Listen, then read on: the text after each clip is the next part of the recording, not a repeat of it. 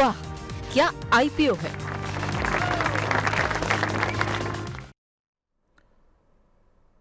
तो चलिए वाह क्या आईपीओ में है। अब एक एक करके सभी आईपीओस की बात कर लेते हैं, उन आईपीओस की भी बात कर लेंगे जिसकी आज लिस्टिंग हुई है। आज लिस्टिंग हुई है स्टड्स एक्सेसरीज की। तो इसकी जो लिस्टिंग एनएसई पर हुई है वो 565 रुपीज़ पर शेयर पर होती हुई नजर आई है।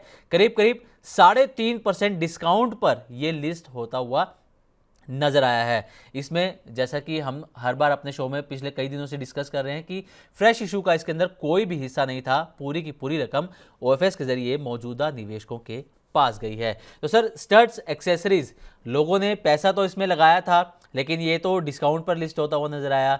और कल ओरकला की भी लिस्टिंग हुई थी, उसकी लिस्टिंग 0.3% आसपास प्रीमियम पर हुई थी, कोई बहुत ज़्यादा वहाँ पर लिस्टिंग गेन मिला नहीं। तो सर क्या ऐसी कंपनीज जब आईपीओ लाती हैं, क्या उसमें आंखें मूंद करके पैसा लगा देना चाहिए, दाव लगा देना चाहिए, या किन फैक्टर्स पर ध्यान देना चाहिए सर? जी देखिए, डेफिनेटली आंख बंद करके तो पैसा कहीं भी नहीं लगाना चाहिए। आपका हार्ड अर्न मनी होता है ये, चाहे आईपीओ हो या सेकेंडरी मार्केट हो। यदि आपने आईपीओ की बात की है तो डेफिनेटली जो कंपनी आईपीओ लेके आ रही है उसके फाइनेंशियल्स चेक करना बहुत इंपॉर्टेंट होता है। और फाइनेंशियल्स में भी सबसे बड़ी बात होती है ये चेक करना कि थोड़ा सा डीप एनालिसिस, यदि कंपनी ने जिस ईयर में वो आईपीओ लेके आ रही है उस ईयर में प्रॉफिट आया है तो उस प्रॉफिट के पीछे क्या रीजन है। फॉर एग्जांपल के लिए हमने लेंस कार्ड को एनालाइज किया था और देखा था कि लगातार 2023-24 में उनकी कंपनी ने लॉसेस डिलीवर किए थे। जिस ईयर में आईपीओ लेके आना था उस ईयर में प्रॉफिट्स आए थे, तो काफी उसको चीज को एनालाइज किया गया कि किस तरीके से प्रमोटर होल्डिंग को इंक्रीज किया गया और आईपीओ आने के बाद क्या एफपीओ का उनका प्लान है कि प्रमोटर होल्डिंग दोबारा 10% से नीचे क्या जाएगी। तो स्टड्स की मैं बात करूं तो अनडाउटेडली एक हेलमेट सेगमेंट में ये एक लीडर है, इसमें कोई शक नहीं है कि। बट हाँ, वैल्यूएशंस फ्रंट पे यदि हम बात करें तो ऑल्दो मैंने इसकी बहुत ज्यादा वैल्यूएशन अभी फिलहाल चेक नहीं करी, बट यस स्टॉक यदि यार लिस्टिंग होने के बाद डाउन आया है तो definitely it has been listed on a very higher valuations. तो ऐसे स्टॉक्स में क्या होता है कि मार्केट लीडर है, इसमें कोई शक नहीं, जिस एक्सेसरीज में आता है उस एक्सेसरीज में ये मार्केट लीडर है। बट अभी जिस तरीके से मार्केट प्ले आउट हो रहा है, जो भी कंपनियां हैं, आप चाहे रॉयल एनफील्ड की बात करें, हीरो मोटोकॉर्प की बात करें, टीवीएस की बात करें, हर कंपनीज ने अपने अपने खुद सेगमेंट्स के हेलमेट्स इशू किए हैं। जैसे कि आप जब भी रॉयल एनफील्ड बाइक खरीदने जाते हैं तो आपको पता है उसके साथ में उनका एक हेलमेट मिलता है, आपको खरीदना पड़ता है अलग से, एक बात अलग है। बट यस, एक फैंसी टेक्निक के लिए नॉर्मली लोग बाग प्रेफर करते हैं कि उस कंपनी का ही हेलमेट खरीदें। तो कहीं ना कहीं हद तक ये सब सारी चीजें को डोमिनेंस करना, आई मीन एनालाइज करना होता है कि जिस सेक्टर से कंपनी बिलोंग करती है कि उसमें कितनी रेस्ट्रिक्शंस हैं दूसरे पिलर्स के लिए। यदि रेस्ट्रिक्शंस ज्यादा हैं तो आप डेफिनेटली फिल आउट कर सकते हो उस आईपीओ के लिए, यदि कम रेस्ट्रिक्शंस हैं उसमें तो यहाँ थोड़ी सी आई मीन उम्मीदें रहती हैं टफ कंपटीशन की। तो इस प्रकार की कंपनी के डीप फाइनेंशियल एनालिसिस के बाद ही पैसा लगाना चाहिए। ओके, तो डीप एनालिसिस के बाद ही पैसा लगाने की यहाँ पर रिकमेंडेशन रहेगी। चलिए अगला आईपीओ लेकर आते हैं स्क्रीन पर, अगले आईपीओ की बात करते हैं। तो ग्रो का आईपीओ, इसका आज आखिरी दिन है बोली लगाने का। 4 नवंबर को ये खुला था और आज आखिरी दिन सुबह 11:50 तक ये करीब करीब 2.75 गुना सब्सक्राइब होता हुआ नजर आया है। और इसका जो लोट साइज है 150 शेयर का है। एक रिटेल इन्वेस्टर को मिनिमम इन्वेस्टमेंट 15,000 रुपये की एक लोट के लिए यहाँ पर करनी होगी। 10 नवंबर को अलॉटमेंट होगा और 12 नवंबर को लिस्टिंग इसकी हो सकती है। अगर इसकी जीएमपी की बात करें तो investorgain.com के मुताबिक इसका जीएमपी फिलहाल 5 रुपये चल रहा है, जिसमें लगातार गिरावट देखी जा रही है और 105 रुपये पर इसकी लिस्टिंग हो सकती है अगर जीएमपी सही साबित होता है तो। सर मेरा सवाल आपसे ग्रो आईपीओ को लेकर ये रहेगा कि ग्रो आईपीओ इसके वैल्यूएशन या इसके फंडामेंटल्स को देखकर आप क्या कहते हैं कि जो इन्वेस्टर हैं जिन्होंने पैसा लगा दिया और जिनको अलॉटमेंट हो जाता है इसका, तो क्या उनको लॉन्ग टर्म में इसमें बेहतर मौका मिल सकता है या फिर लिस्टिंग गेन लेकर तुरंत निकल जाना चाहिए? देखिए, एक बार के लिए तो लिस्टिंग गेन लेके इसको निकल जाना चाहिए, बट यस, ये जिस सेक्टर से कंपनी बिलोंग करती है, जिस तरीके से कंपनी का बिजनेस प्रोफाइल है, उसके नजरिए से यदि मैं देखूं तो एक लॉन्ग टर्म का प्लेयर ग्रो साबित हो सकता है। बट फिलहाल के लिए जब भी स्टॉक लिस्ट होता है तो यदि 10% या 15% के प्रीमियम पे लिस्ट होता है तो एक बार के लिए आपको लिस्टिंग गेन लेके निकल जाना चाहिए। डाउन साइड में जैसे ही स्टॉक 80 या 75 के आसपास आता है तो वहां आप एक री एंट्री की अपॉर्चुनिटी को तलाश करके चल सकते हैं। ओके, 80-85 रुपये के आसपास री एंट्री कर सकते हैं, लेकिन फिलहाल आपको जितना लिस्टिंग गेन इसमें मिलता है 10-15% या जब लिस्ट होगा तभी पता लगेगा कि कितने लिस्टिंग गेन इसमें मिलता है। जितना भी लिस्टिंग गेन मिलेगा आपको विष्णु सर की एडवाइस ये रहेगी, लिस्टिंग गेन लेकर आप यहाँ पर निकल सकते हैं ग्रो के आईपीओ से। तो चलिए अगले आईपीओ की तरफ बढ़ते हैं, जो कि काफ़ी लाइमलाइट में आईपीओ रहा है सर, लेंसकार्ट का। और लाइमलाइट में रहा है अपनी वैल्यूएशंस को लेकर, 235 टाइम्स ज़्यादा वैल्यूएशन इसकी बताई जा रही है। खैर सब्सक्रिप्शन के लिए बंद हो चुका है पूरी तरीके से, लेकिन इसका जो अलॉटमेंट है वो कल 6 नवंबर को पूरा हो चुका है और 10 नवंबर को इसकी लिस्टिंग हो सकती है। इसका जो जीएमपी है सर, ये आप देखिए कि अभी आईपीओ लिस्ट भी नहीं हुआ है, सिर्फ अलॉटमेंट प्रोसेस पूरा हुआ है। जीएमपी घटकर 8 रुपये पर आ गया है और जीएमपी के अंदर ही अगर हम देखें, जब से ये चर्चा में आया तब से 70% इसका जीएमपी गिर चुका है। हालांकि जीएमपी को हम एक कोई सटीक एक नहीं मानते कि हाँ इसी पर लिस्टिंग होगी, लेकिन एक आइडिया मिलता है कि शायद इस प्राइस पर लिस्टिंग हो सकती है। तो इसके अकॉर्डिंग अगर देखें जीएमपी 70% तक गिर चुका है। तो सर जीएमपी इतना गिर चुका है तो ये क्या संकेत दे रहा है सर कि लिस्टिंग पर मुनाफा मिलने की उम्मीद कम हो गई है?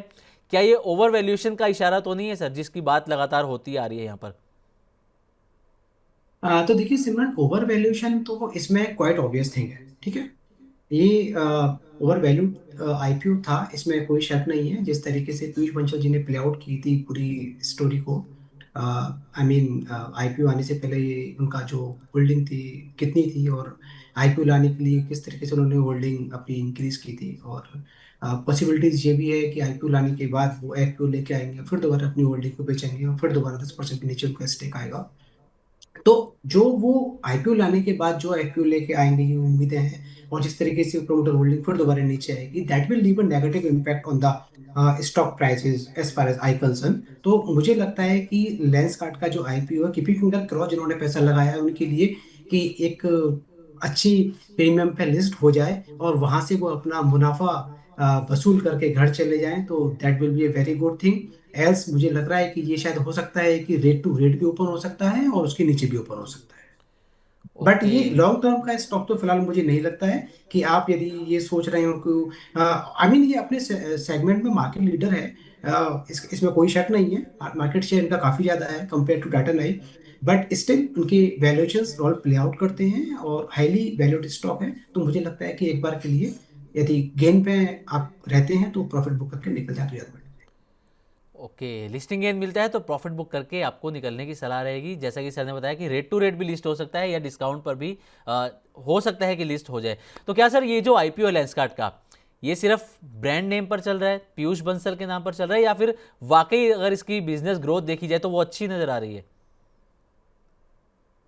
आई मीन सर देखिए, बिजनेस ग्रोथ का तो जैसे कि हमने डिस्कस भी किया था कि 2025 में उन्होंने प्रॉफिट्स डिलीवर किए हैं। उनका ब्रेकडाउन देखना पड़ेगा कि प्रॉफिट्स में कहाँ से प्रॉफिट आया है इन कंपनी को।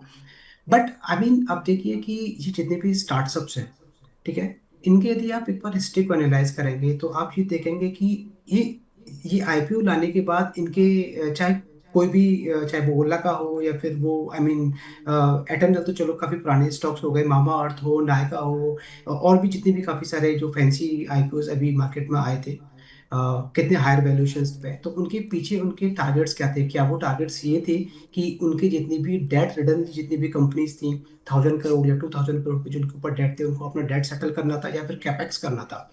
तो आई मीन लेंसकार्ट की यदि हम बात करें तो इसमें कोई शक नहीं कि कैपेक्स इनकी एक थीम है कि इनको अपना कैपेक्स भी करना है, क्योंकि इस 2025 में तो उन्होंने अपने अच्छे खासे प्रॉफिट्स डिलीवर किए ही किए हैं। बट इनका मोटिव यदि यही है कि एफपीओ लाके दोबारा अपनी प्रोमोटर होल्डिंग को कम करना, promoter holding company sell out करना, ये कहीं ना कहीं हद तक एक कंसर्न्स रेजिस करता है कि यदि if you are very confident for your company, then why you are unnecessarily selling your stake. तो ये कहीं ना कहीं हद तक मेरे को लगता है कि ये किस तरीके की थ्योरी, आई मीन एक सेबी का रूल है कि 10% का स्टेक होना चाहिए, तो वो अपने स्टेक करते हैं और उसके बाद अपना स्टेक को डाउन करते हैं। तो ये एक डीप एनालिसिस का विषय हो सकता है। बट लेंस कार्ड फिलहाल यदि देखें तो अपने जो पैसा लग रहा है केवल लेंस कार्ड के नाम को लेके लग रहा है इसमें। ओके, ठीक है सर। चलिए अब एक आखिरी आईपीओ की बात कर लेते हैं यहाँ पर, पाइन लैब्स का आईपीओ।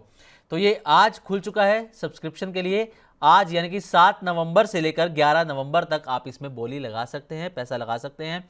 पहले दिन की अगर बात करें तो करीब करीब 12 बजे तक ये आईपीओ जो है 0.07 टाइम्स सब्सक्राइब होता हुआ नजर आया है। इसमें फ्रेश इशू से कंपनी को 2080 करोड़ रुपए की रकम मिलेगी और बाकी रकम यहाँ से ऑफेस के जरिए मौजूदा निवेशकों को जाती हुई नजर आएगी। जीएमपी इसका 5 रुपये प्रति शेयर चल रहा है, यानी कि 226 रुपये पर लिस्टिंग हो सकती है। तो सर वैल्यूएशन की हमने बात करी, कल भी हमने हालांकि इस पर डिस्कस किया था। वैल्यूएशन लेंसकार्ट की हमें ओवर वैल्यूएशन लग रही है वो, लेकिन जो पाइन लैब्स है ये अपनी हाफ ऑफ वैल्यूएशन पे लेके आ रहा है आईपीओ। तो सर दोनों में बड़ा क्या डिफरेंस है, और पाइन लैब्स का आईपीओ क्या आप रेकमेंड करेंगे कि सब्सक्राइब किया जाए या फिर नहीं? आमिर समझो, देखिए वैसे तो आई मीन इस आईपीओ को मैंने बहुत ज़्यादा डिटेल में गो थ्रू नहीं किया है।